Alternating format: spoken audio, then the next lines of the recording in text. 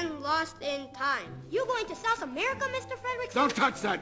You'll soil it. We needed a place for Carl to get stuck with this kid with no hope of pawning him off on the nearest policeman or social worker. And we saw this documentary by this guy named Adrian Warren about these amazing tabletop mountains called tepuis jutting up out of the jungle. These mountains are peculiar in that they're pretty much flat-topped, isolated from the surrounding landscape by cliffs that may be 2,000, 3,000 feet in height. It's really enormous. There are something like 120 of these mountains. They're so inaccessible and remote that to this day, over half of them have never been set foot on by humans. We have a story where this character goes to the extremes of the earth, out disconnected from the rest of the world, and we've never had that. All of Act 2 takes place in Venezuela in South America, and we could make it up or we could actually go there and see what it's like so we could really be influenced by it. He came to me and says, "We're going there." I'm like, "No, we're not." He said, "Yeah, we are." And then we did. Adrian Warren set up the whole trip and came along with us. Just getting to the place was an adventure. It takes about a day to get from the San Francisco Bay Area to Caracas in Venezuela, which is where we stayed our first night. The next morning, we took a flight from Caracas to Barcelona and then on to Puerto Ordaz. And then from there, we took a small aircraft to Santa Elena. Long way south. This is Hotel Grand Sabana. Enjoy, because tomorrow you are not going to sleep on a bed. The next day, we drove to an Indian village called Parte. It's about a 2-hour drive from Santa Elena. Second hour's on a really rough dirt road with lots of potholes.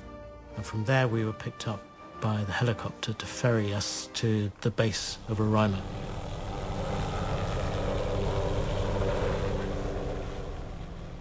We could have landed on top of Roraima, but I decided to make them walk from the bottom of the cliffs to give them, a bit more of an adventurous experience. And we finally got there, and here's this looming giant block of rock coming at you. It was really foreboding. It's this dark thing that shoots up out of the ground. We're climbing that? Yeah. It looked like, oh, no, you're not. You're trying to relate your size cues to this thing.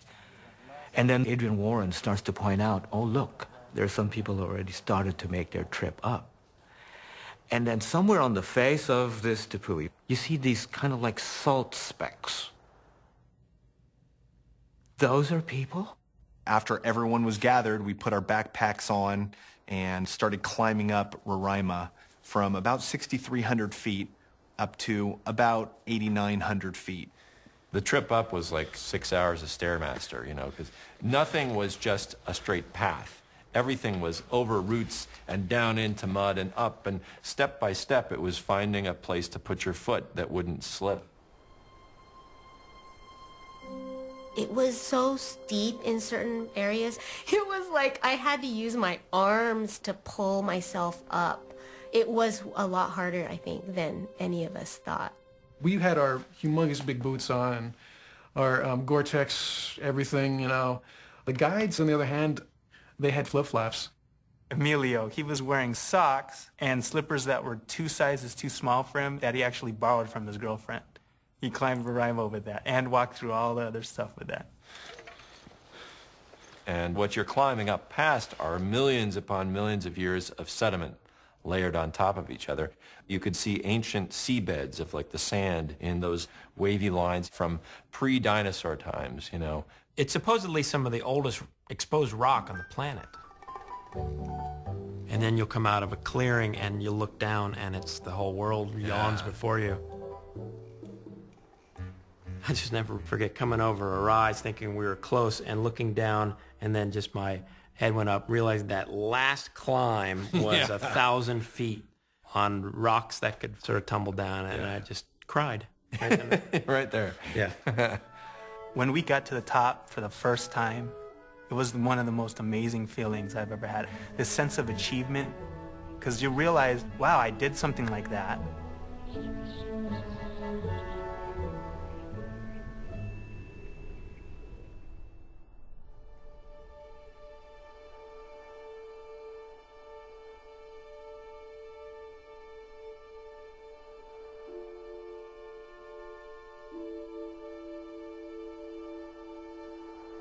The next morning, and you look out at it, you just can't believe this place.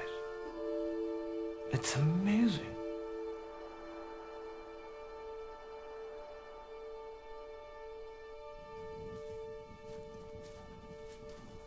These tepuis are surrounded on all sides by these 2,000-foot cliffs, and it's just an exhilarating feeling. You inch over and you look down and it's a mile down. Yeah.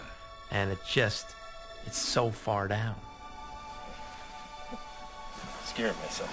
You can't capture how scary it is to be looking down over the edge. You know, there's no handrails or safety equipment, like you're not attached to any ropes or anything.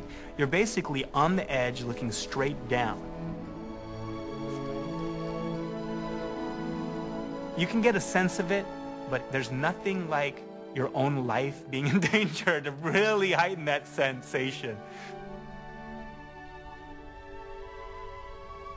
The tepuis consist of sandstone, which is several thousand feet thick, laid down as lake bed sediments. This used to be millions and millions of years ago, the surface of the ground. And at that time, South America was joined to West Africa.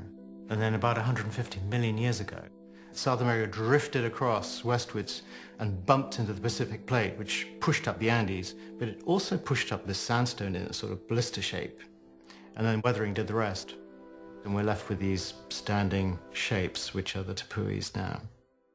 I was thinking that it was going to be like a table or, you know, plateau or something, and that you would be able to see across to the other side. But you get up there and you see rock formations go on and on.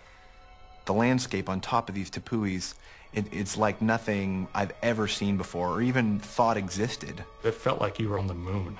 It was the closest to being on Mars that I think I'll ever get. It felt like we went back in time into some kind of mythical land. And all these rocks, they have these strange shapes. There are some shapes of turtles. There's the shape of what looks like a Mexican with a sombrero sitting by the campfire. There's dinosaurs. There's a monkey eating an ice cream cone. There's rocks teetering on like a little spindle. We said there's no way if we put this in the film that I would believe. It looks like the whole thing's going to fall over. You know, I would design some more support under that rock if this were in the computer. And yet there it is in real life, so. And it's because of the sandstone being in different layers, some of which